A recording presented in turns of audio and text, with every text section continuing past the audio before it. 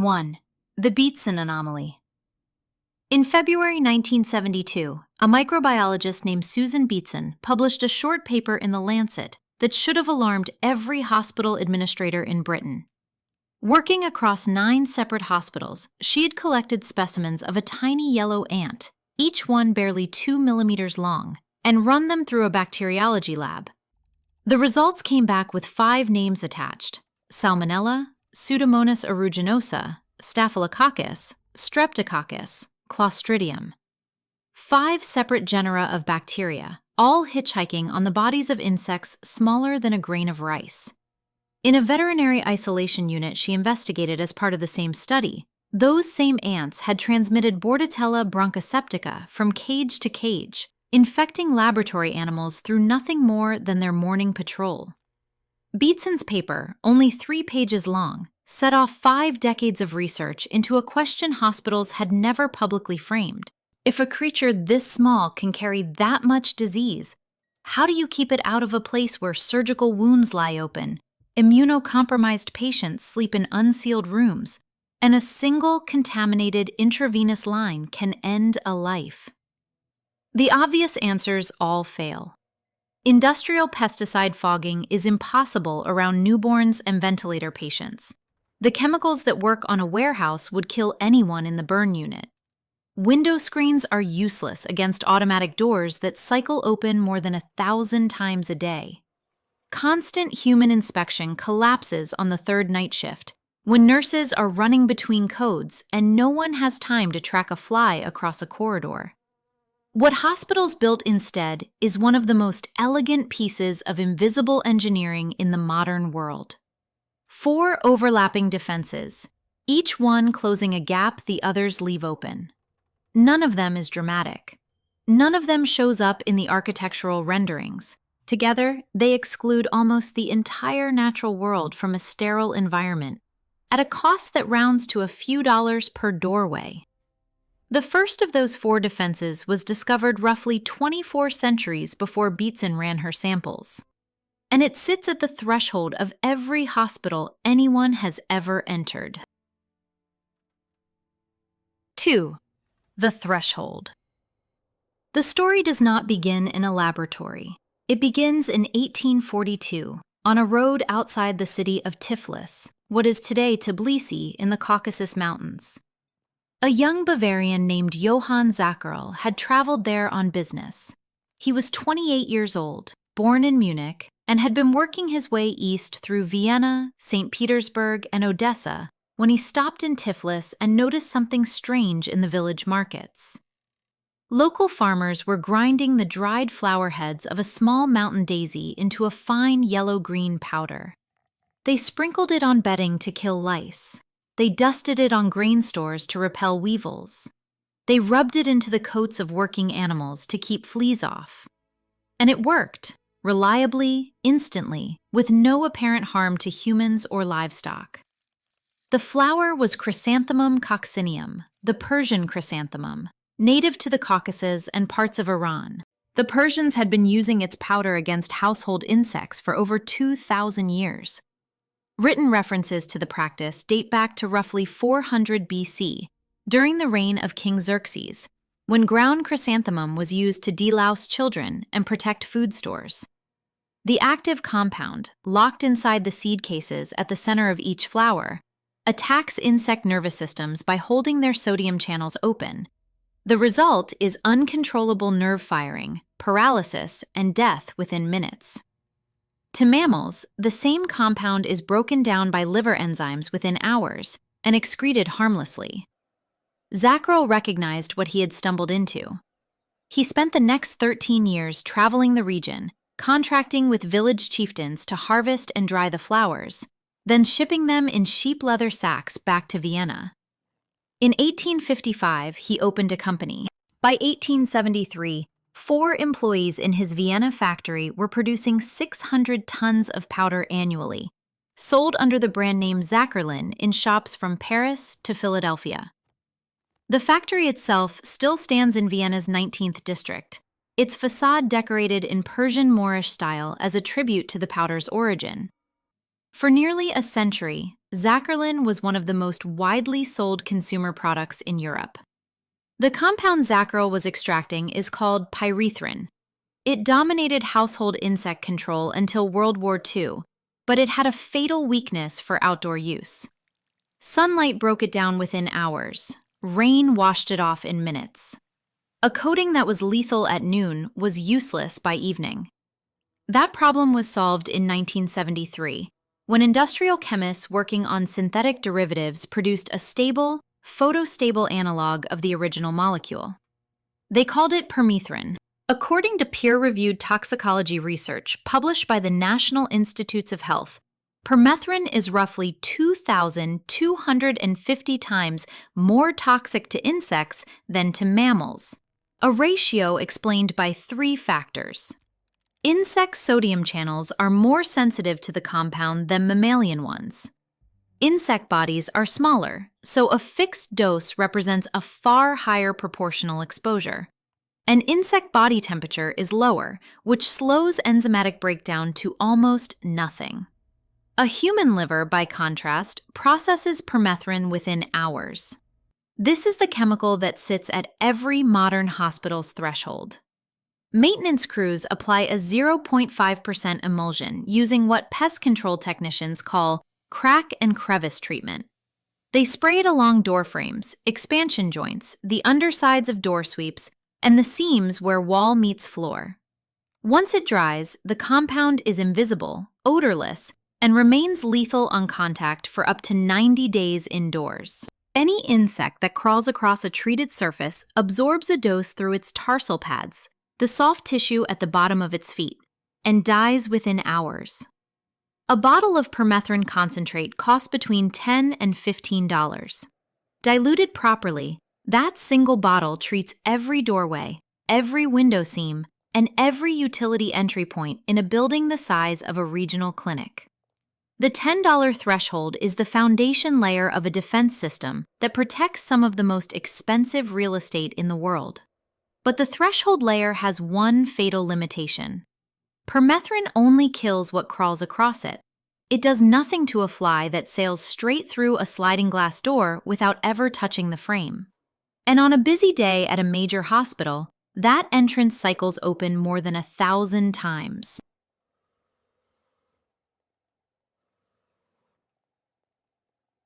Three, the invisible river. Anyone who has walked through the main lobby of a large hospital has felt the second layer, usually without noticing what they were feeling. As the automatic doors part, a faint, cool breeze pushes against the face. Most visitors assume the breeze is air conditioning leaking outward. It is not. It is the building, deliberately exhaling. Modern hospitals are engineered to maintain what ventilation engineers call positive air pressure. The HVAC system pumps slightly more filtered air into the building than it exhausts.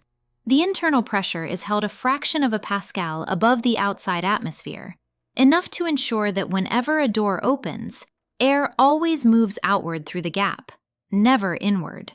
The standard for surgical suites is codified by ASHRAE Standard 170, the technical specification used by every major hospital construction project in North America. Operating rooms must hold a minimum positive pressure differential of 0.01 inches of water column relative to adjacent corridors.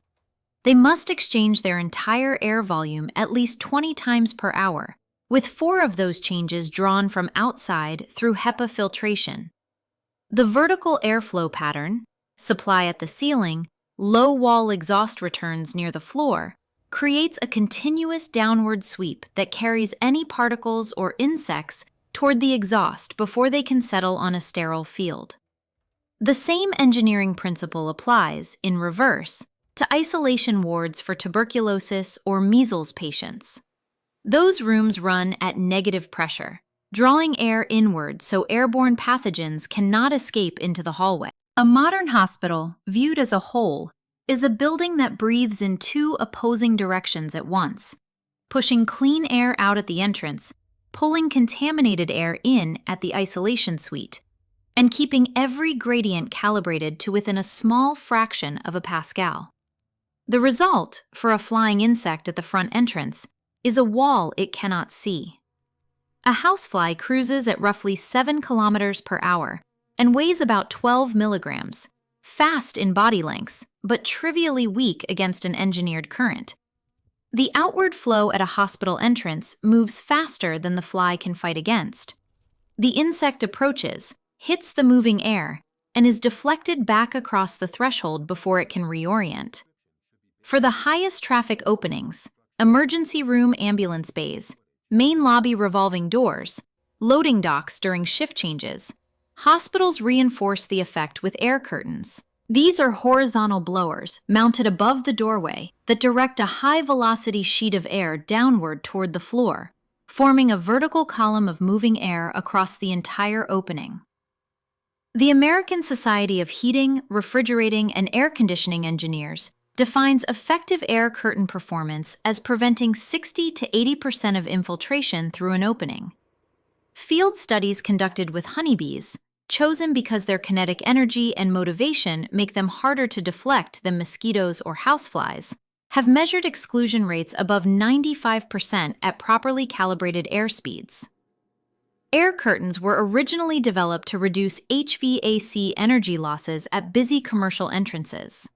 The insect exclusion was a fortunate side effect that hospitals subsequently engineered for deliberately. Today, an ambulance bay air curtain is specified in the same construction document as the door itself, with airspeed targets calibrated against the kinetic energy of insects local to the region. The atmospheric layer closes the gap that permethrin cannot. Together, they handle nearly everything that would attempt to enter a hospital under its own power. But pests do not only fly, and they do not only crawl across treated thresholds. Some of them ride.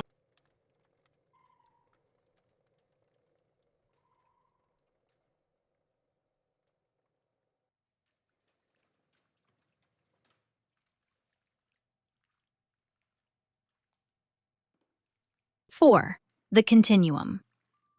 The third layer is chemical again, but it operates by subtraction rather than attack. Hospital floors are mopped multiple times per shift with quaternary ammonium compounds, solutions registered with the U.S. Environmental Protection Agency as antimicrobial pesticides.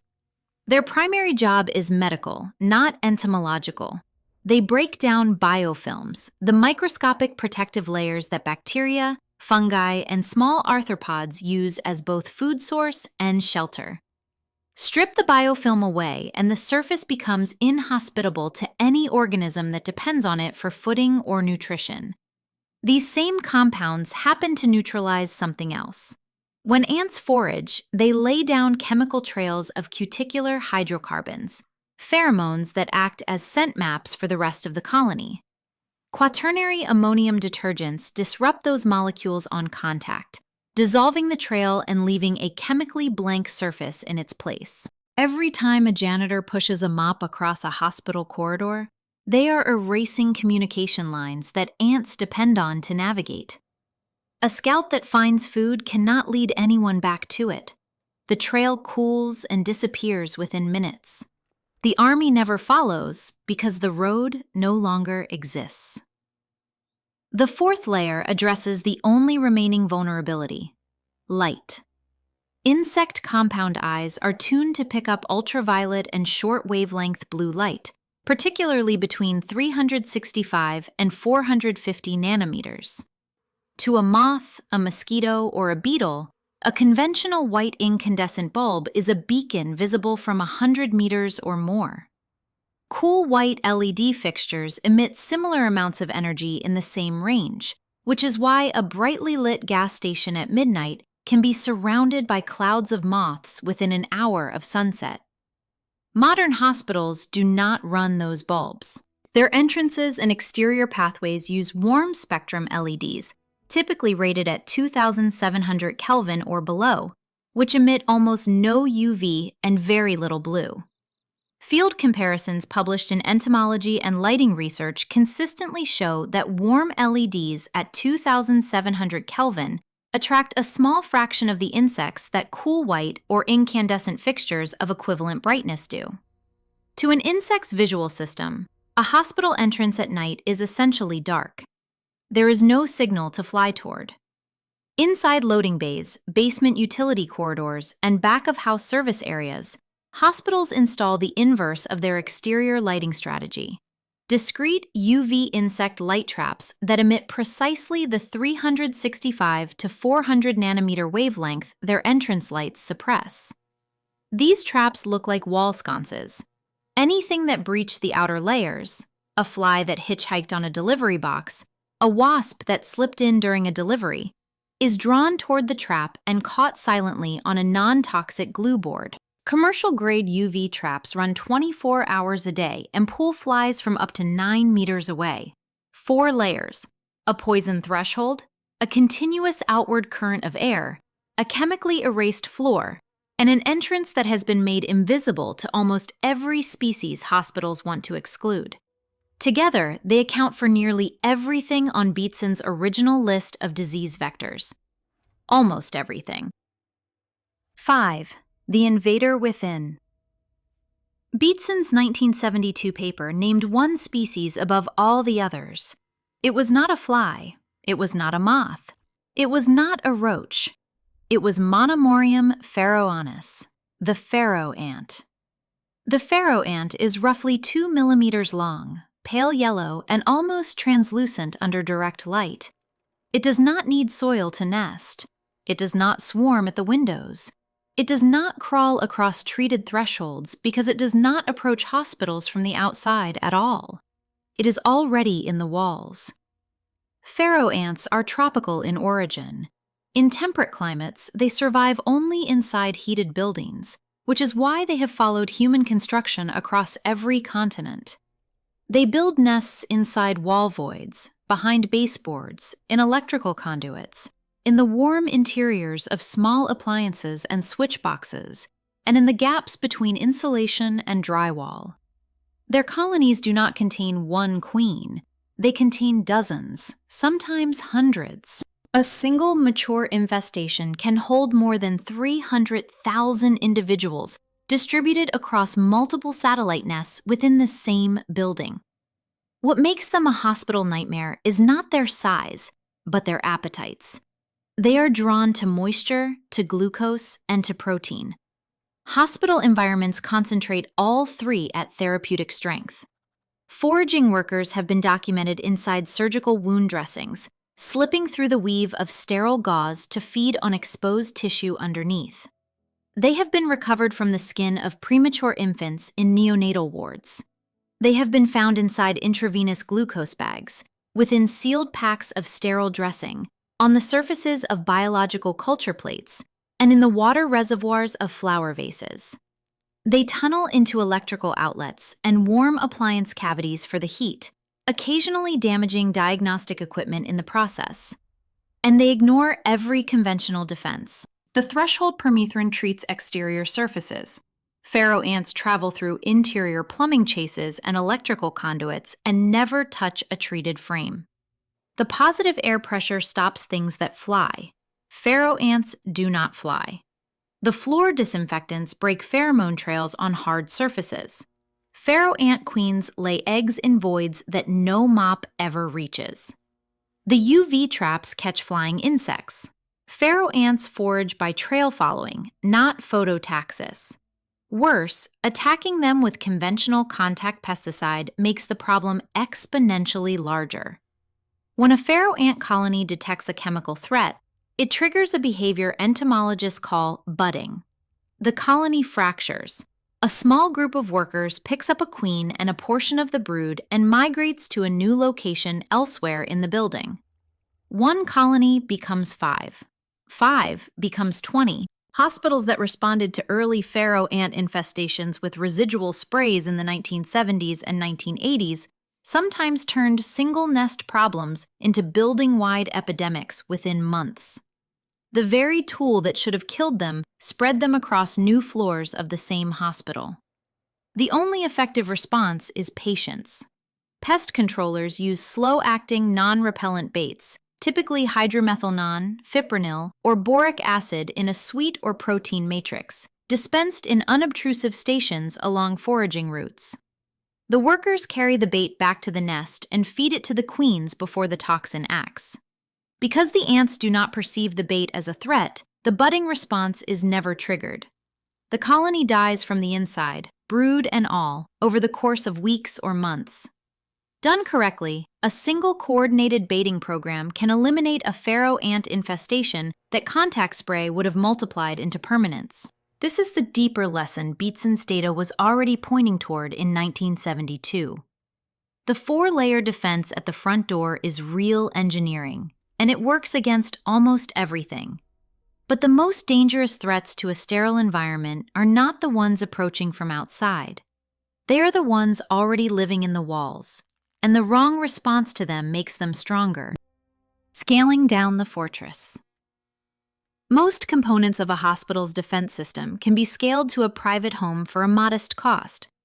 Permethrin concentrate runs $10 to $15 per bottle and is widely sold for residential use.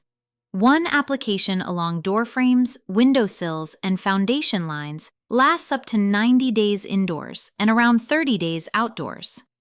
Nylon brush door sweeps cost $3 to $5 apiece and seal the gaps that air curtain pressure would otherwise close in a commercial building. Warm spectrum LED bulbs at 2,700 Kelvin run a few dollars each and quietly remove a house from the visual radar of nocturnal insects.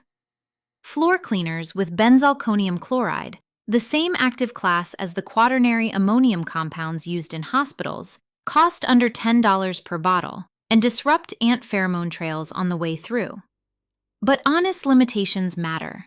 A home is not a hospital. Residential permethrin reduces crawling insect pressure by a substantial margin, not by 100%.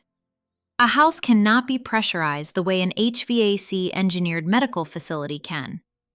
Floor disinfection only works on hard surfaces, not on carpet, fabric, or food preparation counters where contact disinfectants are inappropriate. Warm LEDs reduce the visual signal, but do not eliminate it. The 4-layer logic only fully succeeds in a hospital because trained staff inspect, document, and rotate the defenses daily, with a maintenance budget that a homeowner does not have. Anyone running the same playbook at home should expect to catch most pests, not all of them. The Pharaoh ant case is more complex still. Anyone who finds a colony of small yellow ants in a kitchen and reaches for a contact spray will likely make the situation worse. Identification matters, and when small yellow ants are persistent, when they appear in multiple unconnected rooms at the same time, when they show up near electrical outlets or appliance heat sinks, the right response is a professional inspection and a coordinated baiting program, not a heavier dose of the wrong chemical. This is the one case where the DIY layer stacking approach should defer to a specialist. Susan Beatson's paper is now 54 years old. Her central observation, that the smallest organisms carry the heaviest disease burden, and that conventional defenses fail against creatures already living inside the building, has shaped infection control standards from operating room HVAC specifications to FDA-approved bait formulations, to the wavelength of the bulb above an ambulance bay door. The wisdom of the Persian villagers grinding chrysanthemum heads in 400 BC, refined by a Bavarian merchant on a road outside Tiflis in 1842, synthesized into permethrin by industrial chemists in 1973, and now layered behind every automatic door in every modern hospital, traces an unbroken line of accumulated observation across 24 centuries. No single layer is enough. No single weapon ever was. What works is the system. 4 cheap, elegant defenses stacked on top of each other, each one closing a gap the last one left open, each one cheap enough to scale, none of them sufficient alone. The real fortress was never the wall. It was the layering. If this kind of historical engineering deep dive is what you came here for, the subscribe button keeps Oracle Prime in your feed. The next video traces a 3,000-year-old Persian cooling system that produced ice in the open desert without electricity, refrigerant, or compressors. A piece of engineering whose efficiency, when measured against modern heat pumps under equivalent conditions, holds up better than the people who designed it could have imagined.